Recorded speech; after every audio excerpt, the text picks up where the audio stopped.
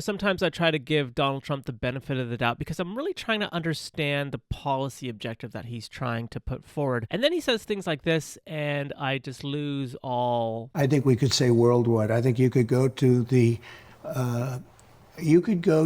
a banana republic and pick the worst one, and you're not going to see what we're witnessing now. No control whatsoever. Nobody has any idea where these people are coming from. And we know they come from prisons. We know they come from mental institutions, insane asylums. We know they're terrorists.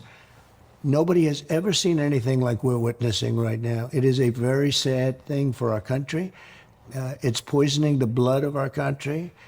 It's so bad. And people are coming in with disease. People are coming in with every possible thing that you can have. And I got to know a lot of the heads of these countries. They're very cunning people, very, street. So, the thing about Trump is that when it comes to illegal immigration, he tends to use this very inflammatory rhetoric. And I'm not suggesting at all that there isn't illegal immigrants that have exactly what Trump has described or have a criminal record, et cetera, et cetera. But the words in which Trump uses is, in my opinion, very irresponsible because it's an overgeneralization of so many illegal immigrants who are coming to the United States to better their lives. And literally all it takes is just a simple Google search and literally like 20 minutes, if that, of research to see through what Trump is saying. You got to remember too, Trump is a politician. He's also a salesman, and he's really trying to sell that the world is ending. And I think this is cunning ploy on his part to do that ahead of an election. So if we look at just simple Google search data on everything Trump just mentioned when it comes to illegal immigration, the Migration Policy Institute put forward a report, December 2020, unauthorized immigrants in the United States. If you scroll down, there's a lot of data here.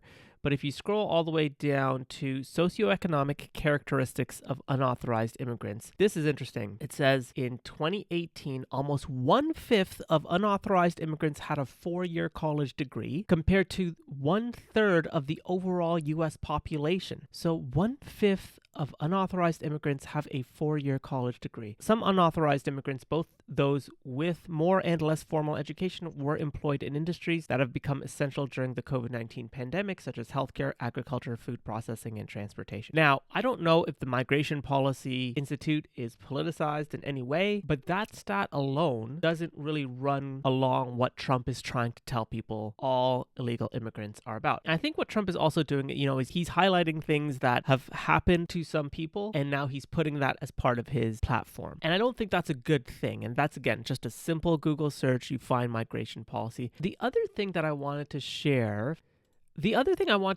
was that link between undocumented immigration and rates of crime, popular myths and empirical realities. This is by an author. This is back in 2001. But what's interesting here is that some of what this author is saying is still relevant today. The perception that foreign-born, especially illegal aliens, are responsible for higher crime rates is deeply rooted in American public opinion and is sustained by media anecdote and popular myth. In the absence of rigorous empirical research, stereotypes about immigrants and crime often provide the underpinnings for public policies and practices and shape public opinion and political behavior.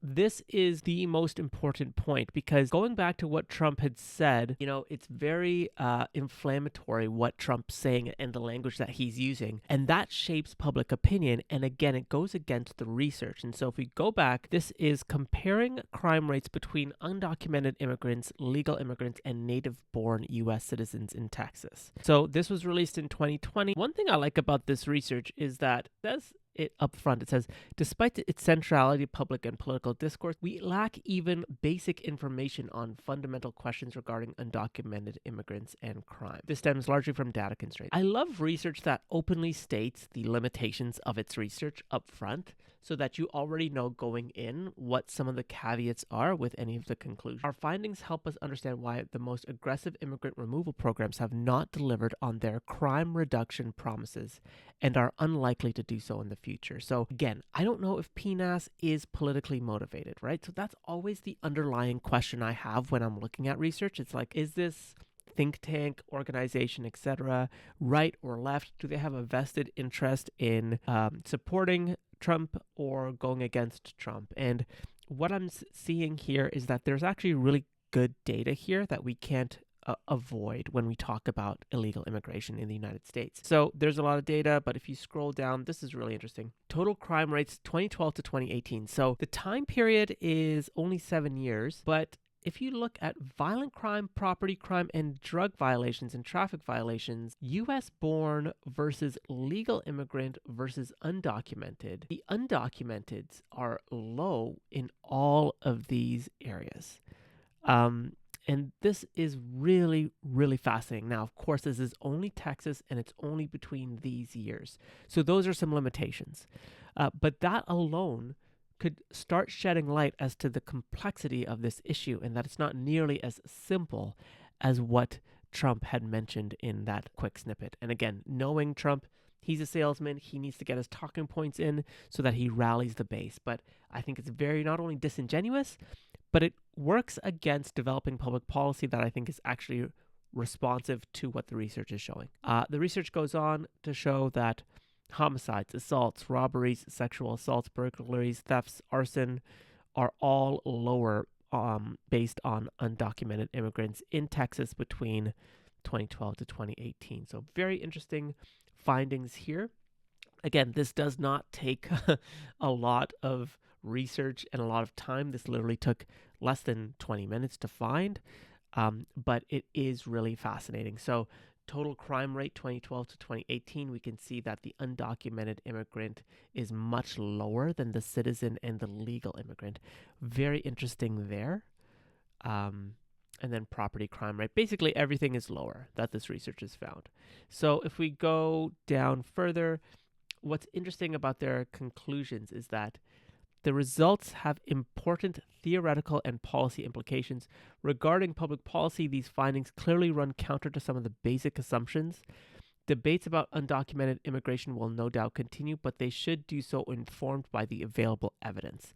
The results presented here significantly undermine the claims that undocumented immigrants pose a unique criminal risk. And I think that's very important. One thing that I am interested in is why is it that Trump is so fixated on viewing the illegal immigration quote unquote problem in these very basic terms? And the simple reason, is because Trump knows precisely what he's doing from a re-election campaign. Instead of openly acknowledging that research, and I'm sure there's much more, there's this willingness to dismiss research on the basis of who's funding it and who's collecting that data.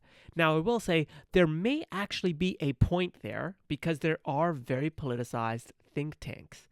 But when there's enough research, I think, from a number of different think tanks that shed light on a big issue like illegal immigration, I think it's incumbent on the leader or the politician to at least address and acknowledge that there could be some validity to these arguments and address it as such. But Trump purposely doesn't delve into the complexity of any issue. I think also Trump knows that his base has had experiences with illegal immigrants that have not been pleasant.